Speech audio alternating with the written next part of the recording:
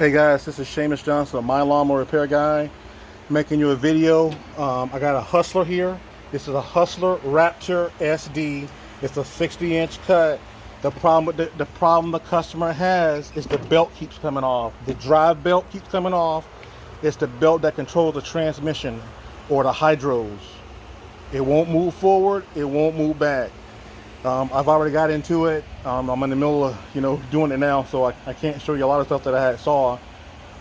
Basically what's happened is, if you look at the back of it on this side over here, the bracket is busted. The bracket right there is broke off. Here it is, the other piece right here. This is the piece that broke off right here. I see this quite a bit on these right here Hustler machines right here. Basically, if you stand behind the machine at the very back of the machine and you see the tires are their rear tires, they're bent up on both sides and the machine is squatting down, that's a good indicator that the brackets are broke.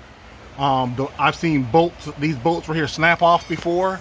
As a matter of fact, one of the bolts snapped off. See right there where it snapped off at? One of the bolts snapped off. That's the bolt that holds the front of the transmission right there. That bolt right there was all snapped off, and that was hanging down.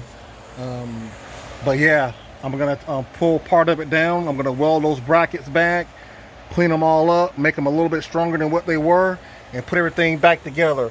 But but also too, in a lot of these Hustlers right here, there's a bar that goes across there. And what'll happen is one of those bolts will come out, and that'll cause that transmission to not stay, braced together. That's really a brace that holds them together in the center. If one of those bolts come out, all that weight goes right in the middle of that bracket, and it's gonna make that. It's gonna put all that weight. It's gonna distribute to the other parts of the machine, the transmission, and it's gonna put a lot of stress on those brackets. These brackets are not very thick. You see how thin they are? That is a lot of weight for those brackets right there. This is probably about the 10th one that I've done in the past 6 years. I've seen several of them like this right here. But yeah, that's what's causing it. So I'm finna get in there and tighten everything back up, weld the brackets up, tighten everything back up, straighten everything back up. But check those bolts. If you see bolts that are not tight, tighten those bolts up. If there's a bolt that's broken, tighten that bolt up. But also too, bolts could snap off by the customer mistreating the machine. They're taking it, they're running wide open with it. They're out in the field. If a field has a bunch of potholes or a bunch of holes in the field and those tires are falling in those holes, that's gonna put a lot of stress on those brackets. You're gonna snap a bracket. Once it gets a crack in it, it's gonna keep on cracking, especially if you don't know that. Especially if you don't know that this could be a possible issue with these type of machines right here. This is a commercial machine.